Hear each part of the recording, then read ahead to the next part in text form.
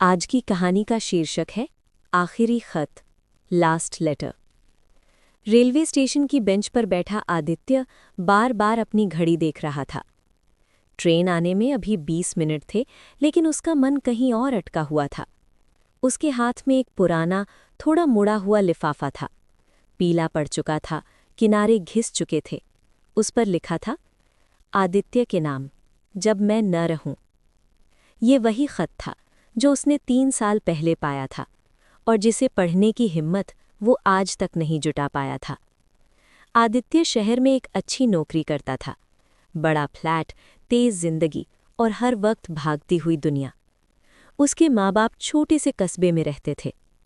Phone पर बातचीत बस इतनी होती, ठीक हो, हाँ, ख्याल रखना, बस।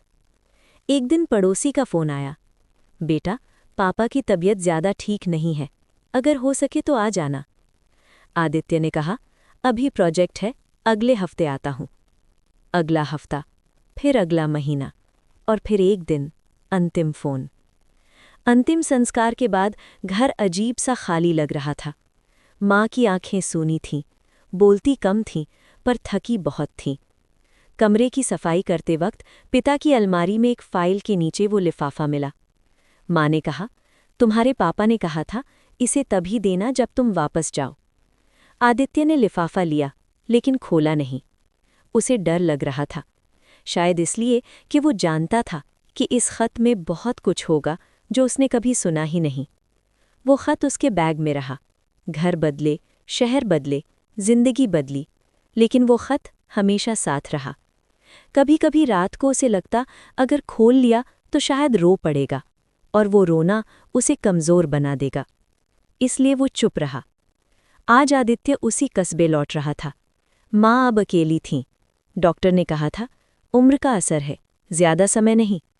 स्टेशन की भीड़ में आदित्य को लगा, अब नहीं तो कभी नहीं। उसने कांपते हाथों से लिफाफा खोला। मेरे बेटे आदित्य, अगर तुम ये खत पढ़ रहे हो तो शायद मैं पास नहीं हूं। मुझे पता है तुम व्यस्त रहते हो। मैंने कभी शिकायत नहीं की, क्योंकि पिता शिकायत नहीं करते, वो इंतज़ार करते हैं। मुझे याद है जब तुम छोटे थे तो मेरी उंगली पकड़े बिना सो नहीं पाते थे। फिर धीरे धीरे मेरी उंगली छूट गई। मुझे बुरा नहीं लगा, क्योंकि बच्चों का बड़ा होना ही माता पिता की जीत होती है।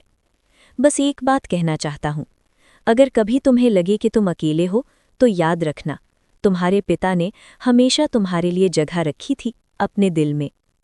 मैंने तुमसे कभी ये नहीं कहा कि मुझे तुम्हारी ज़रूरत है, क्योंकि पिता ज़रूरत नहीं जताते। बस इतना कहना है, अपने आप को कभी छोटा मत समझना, और हाँ, अपनी माँ का ख्याल रखना। वो मुझसे ज़्यादा मजबूत है, लेकिन मुझसे ज़्यादा अकेली भी। तुम्हारा पापा। खत खत्म होते होते आदित्य की आंखों से आंसू बहने लगे। वो पहली बार समझ पाया, कुछ लोग अपना प्यार शब्दों में नहीं, जिम्मेदारी में दिखाते हैं, और जब तक हम समझते हैं, अक्सर बहुत देर हो चुकी होती है। कस्बे पहुंचकर आदित्य ने माँ का हाथ पकड़ा, वही हाथ जो कभी उसके सिर पर रहता था।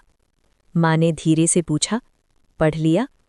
आदित्य ने सिर हिलाया और पहली बार बिना शब्दों के रो पड़ा। कहानी की सीख, जिंदगी में सबसे भारी चीज़ वो शब्द होते हैं जो हम कह नहीं पाते, और सबसे कीमती खत अक्सर आखिरी होता है। अगर आपके जीवन में कोई ऐसा है जिससे आपने अब तक कुछ नहीं कहा, तो देर मत कीजिए, क्योंकि हर किसी को आखिरी खत लिखने का मौका नहीं मिलता।